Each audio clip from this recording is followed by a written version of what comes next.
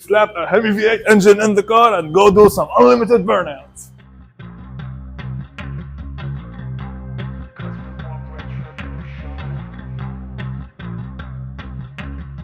Hello and welcome everyone to part 3 of the BMW E30 turbo build. So as you guys see in the previous episode where we disassembled the whole front end and we also took out the engine, in today's video we're going to continue where we left and start removing a couple of mechanical stuff like the transmission, the steering rack, and possibly the front subframe. All of that is to expose the rotten frame rails and the rotten areas of the floors and to start welding them in.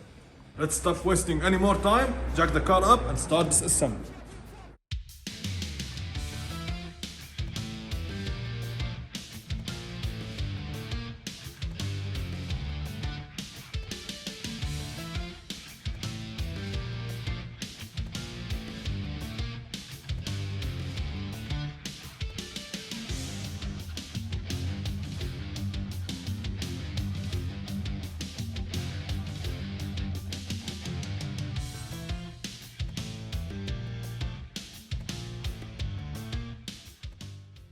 Okay guys, so we successfully removed the exhaust system all the way from the front to the back. It's looking bad, so we're probably gonna get us a new one.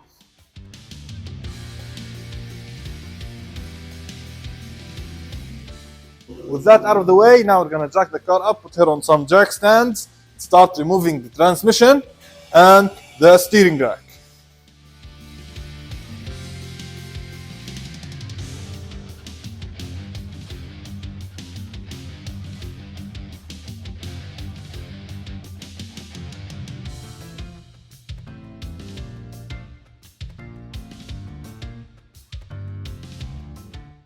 Okay guys, so as you can see we are under the car.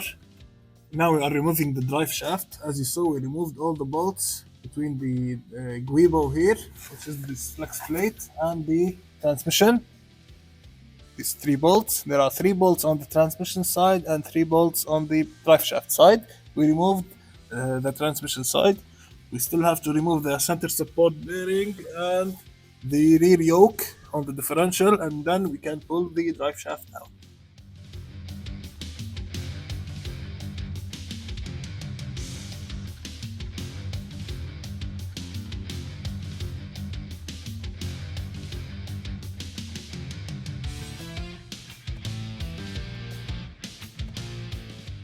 Okay guys, so as you can see, we removed the bolts on the differential for the drive shaft. They are actually 4 17mm nuts, not bolts. Now we are removing the 2 bolts holding in the center support bearing, which are 13mm. Then we can drop the drive shaft.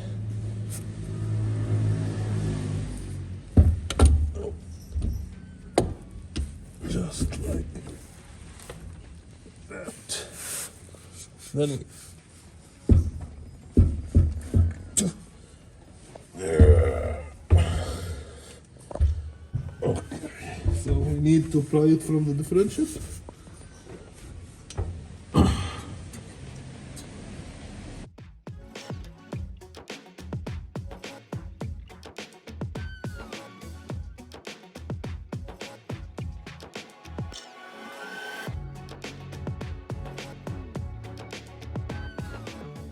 Guys, so here we are under the car.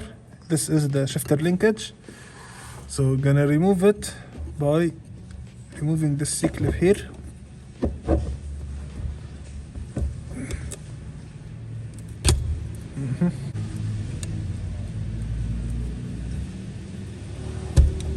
Just like that. Now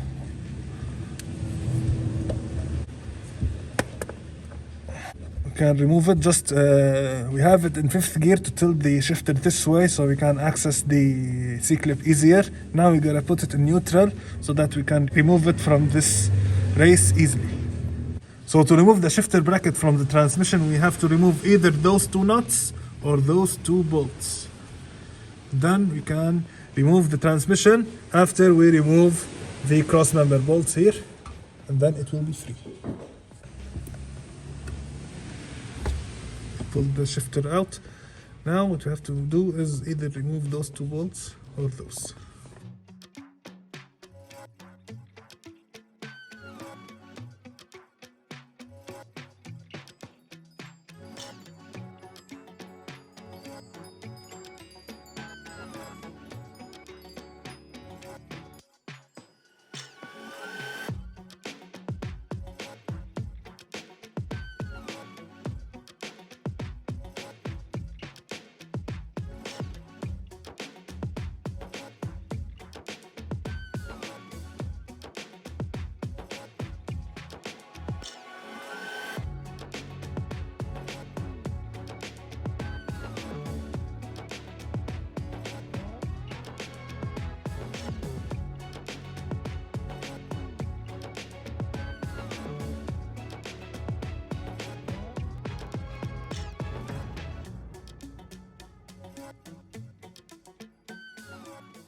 So as you saw, guys, we removed the transmission. We got it out of the way. Now we have more room to work on the car. We're gonna leave it like that, and then we're gonna pressure wash it later when it's time for the installation. Now we're gonna go straight into the engine compartment and start removing the steering rack.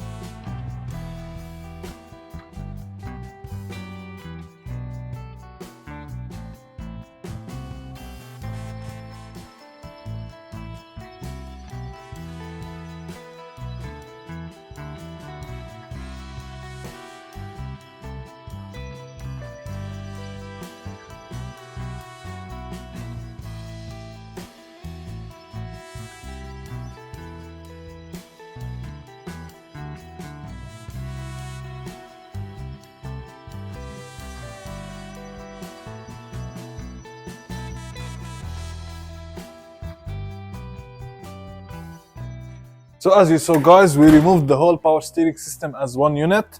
And if you can see, we have an upgraded power steering rack, which is the E46 Blue Tack power steering rack. And we have a full dedicated video on how to swap and upgrade your power steering system from the old E30 steering rack to a E46 short throw steering rack. So make sure you go watch that video.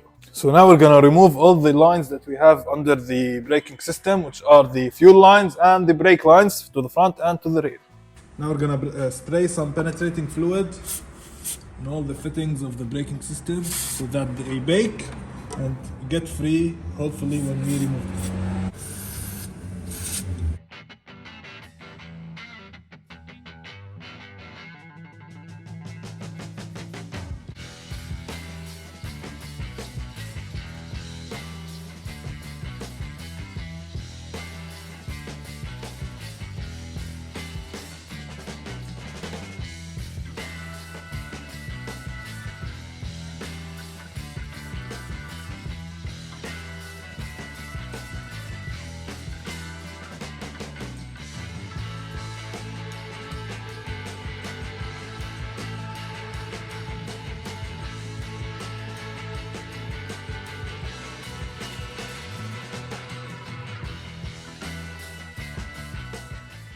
So now we are removing the fuel pump, the high pressure fuel pump.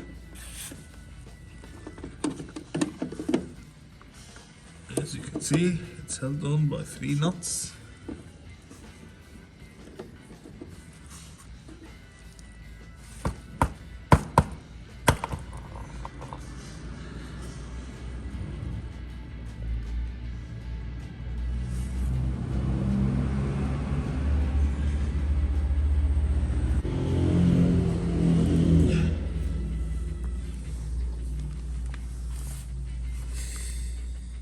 Now we're gonna remove the wiring connections to it. Guys, so now we turned our focus to the front end. We're gonna remove the clutch slave cylinder. This is the feed line for the clutch slave cylinder.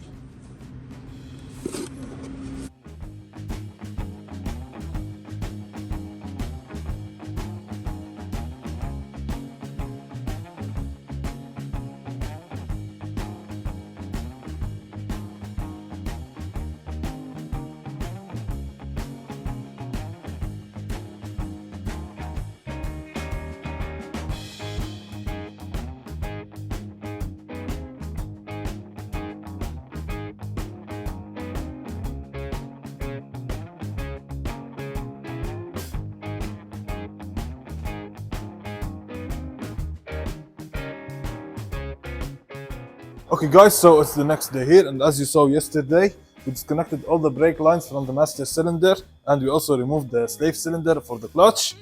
We removed all the fuel lines that comes from the fuel tank to the front, the feed and the return.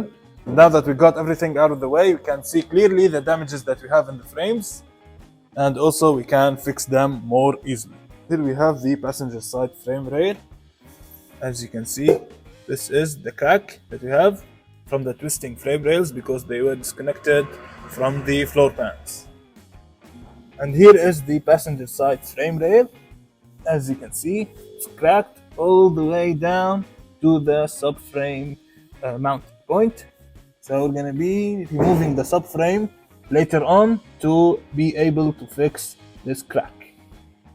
So now I'm gonna climb out of the engine bay, wear some dirty working clothes, and start removing the fuel tank because we have some rust in the rear seat area that needs to be addressed. And in order to do that, we need to remove the fuel tank to have full access and to be safe. But before that, let me tell you a little story. Yesterday, as I was roaming inside the junkyard scavenging some parts for the E30, I came across a vehicle that has a dirt cheap 5.7 liter Hemi V8 engine that we may be considering swapping it into that car. We don't know if it physically fits in the car or not, so make sure you comment down below if you want to see the E30 BMW powered, or if we slap a Hemi V8 engine in the car and go do some unlimited burnouts.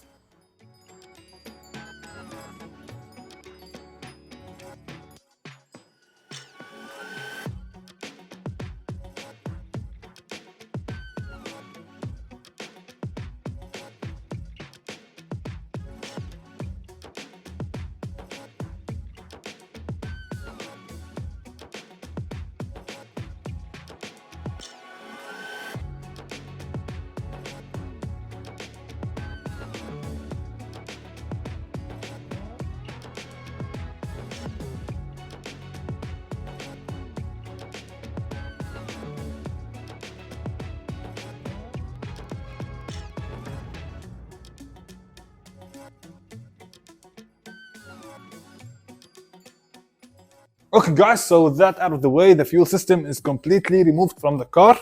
Now we're gonna start doing some body work to the car.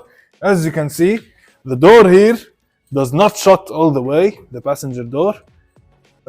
First, we suspected that it might be the apron area right here, a bunch of rust or stuff that might have got the door hinges out of whack, but it turned out to be all good here. So the problem that we discovered is we have a huge bend in the middle of the B pillar, as you can see, and it's also cracked on the roof here,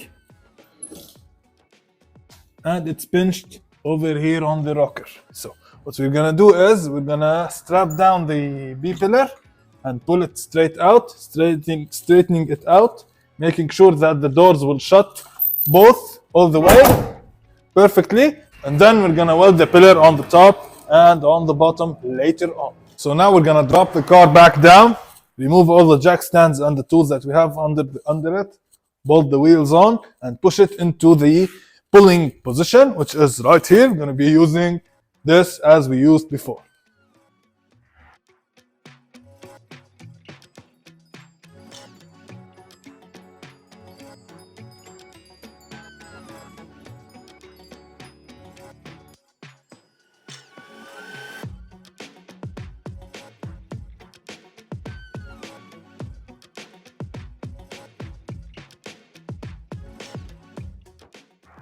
Okay guys, so now we got the car hooked up to the frame machine, which is a piece of wood post, and our winch here strapped all the way around the B-pillar. So we're gonna start pulling it out and we'll see how it turns out.